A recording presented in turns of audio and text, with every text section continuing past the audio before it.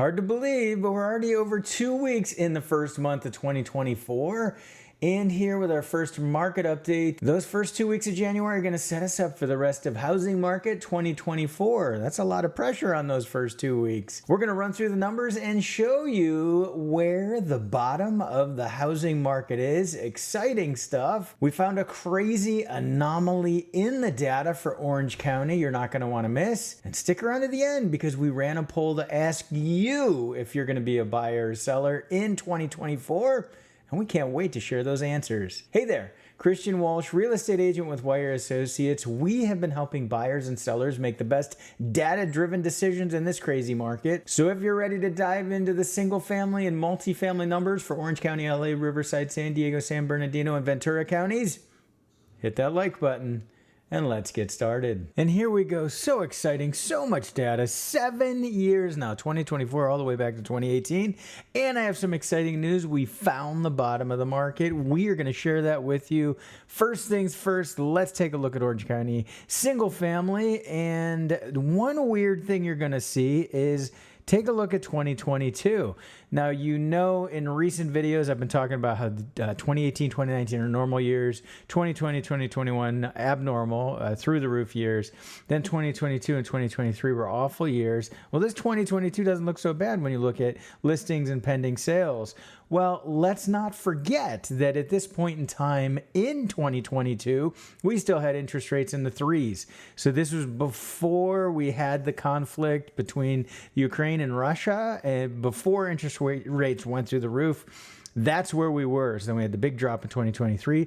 But look, lo and behold, we can see an increase year over year in both the number of properties going under contract and number of new listings. So that means that we found the bottom. The bottom was 2023 based on the data we're seeing right now. And that is crazy interesting to me that we found that. We are going up now. So we can see that we have an increase in the number of new listings. So sellers are coming out. Not a huge flood, but we're starting to get some more. And then we're seeing more demand. Now, these numbers are close enough together. Still feels like a tight market. Don't get that wrong. If you're out there writing offers and a property is well priced, it's going to get multiple offers. But we're not seeing a huge uptick in the number of new listings. We're not seeing a huge uptick in the amount of demand. They're running kind of right parallel to each other, which is not a terrible thing. Moving into Los Angeles, we see that same trend. We have that uptick in the number of new listings. People are feeling confident getting their homes on the market in these first 2 weeks. And we see that uptick in the number of people writing offers, getting properties locked up. So that is an increase year over year. Again, 2023 appears to be the bottom, and we're moving to greener pastures.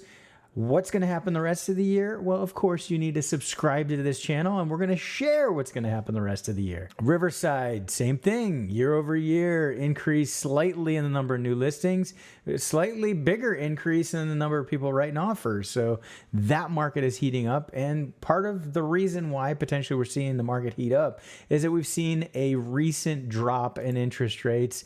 Not to the bottom, not anywhere near where we were, but it has dropped off the peaks as we were at 7 and above.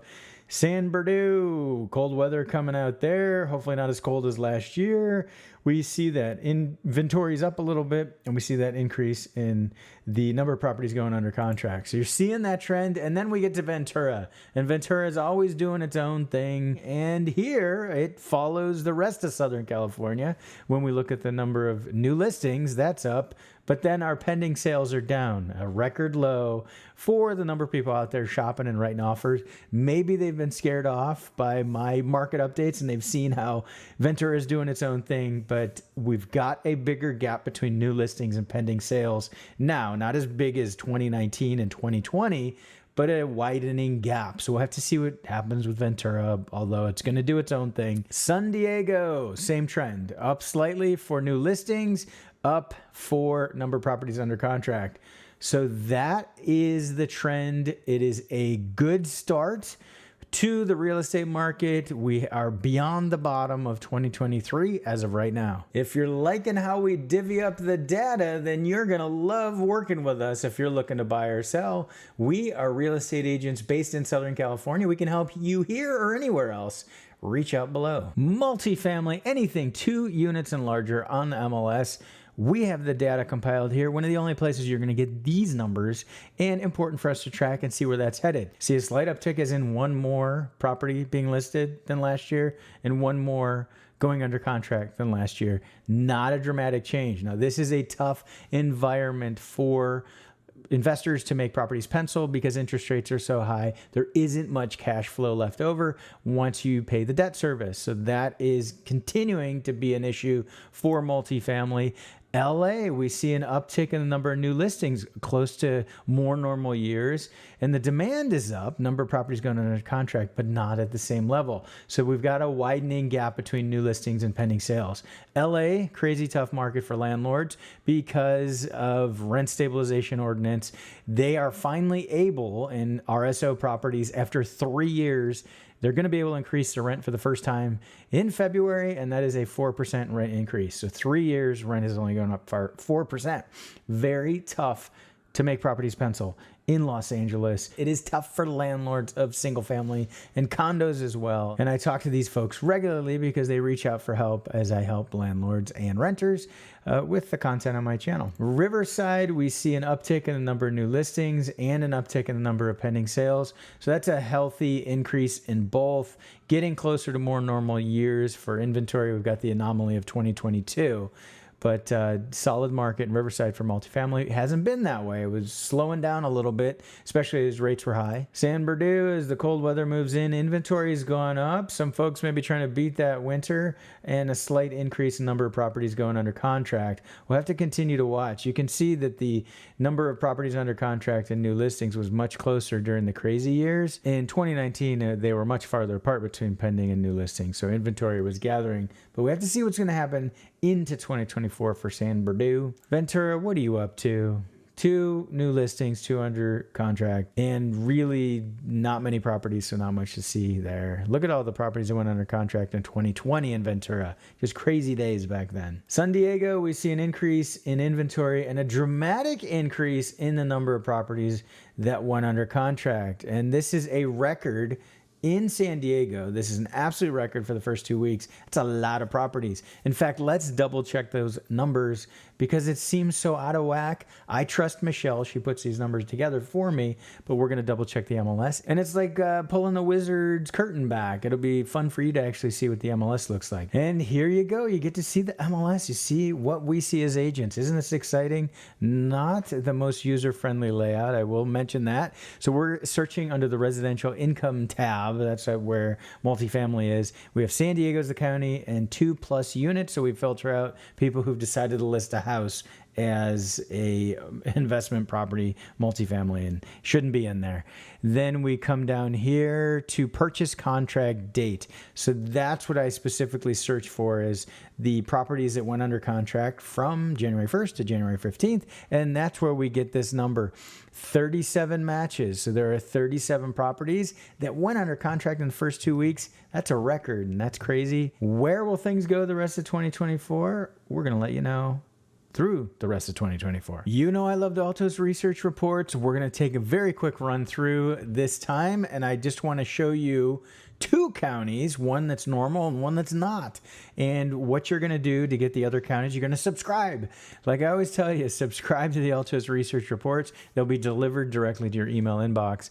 So here's LA, and inventory is doing what it's supposed to all throughout Southern California. When we look at this chart, you can see here it's starting to go up. Well, that's what it does every time this year. That's what the dots are year over year.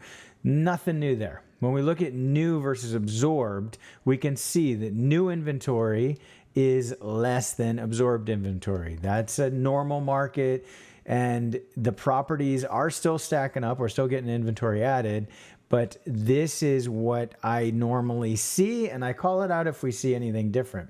Now let's look at Orange County. Orange County, when we look at the market segments, we see an anomaly that we'll have to continue to track. And that is when we look at the lower quartiles, the bottom of the market, the most affordable part of the market, we're seeing more new inventory than what was absorbed. So we got more new listings coming down here than we're seeing disappear. That's backwards. And what this could mean is that we start to get a stack up in inventory in Orange County. And we'll have to keep watching that to see. You get enough inventory, you start to see price reductions. And again, the anomaly is it's the lower half of the market. I wouldn't be as worried up here at the top. We can let inventory stack up there for the rich folks. That's fine. But down here at the bottom, if we're not getting much movement, this is where the majority of the sales would be in Orange County. So we'll have to keep watching this to see what happens. Could be a one-off. Next time we do the market update, could be back to normal and we'll forget all about it. But we're going to keep an eye on it. All right. So that's it. Quick update for the Altos Research Reports. And thanks for sticking around to the end. We appreciate your time and support, and we appreciate you filling out the real estate quick quiz that we did here. We have a link below if you'd like to add your answer. We asked in 2024, I am a blank. So a home buyer, home seller, both or neither. And the results are fascinating to me. Home buyer, 46% of you said that you're going to buy in 2024. Home seller, only 4%. That's not giving us much inventory. And then both buyer and seller, 12%. And then neither, 38%. And I get that. It may not be perfect timing for you to buy or sell.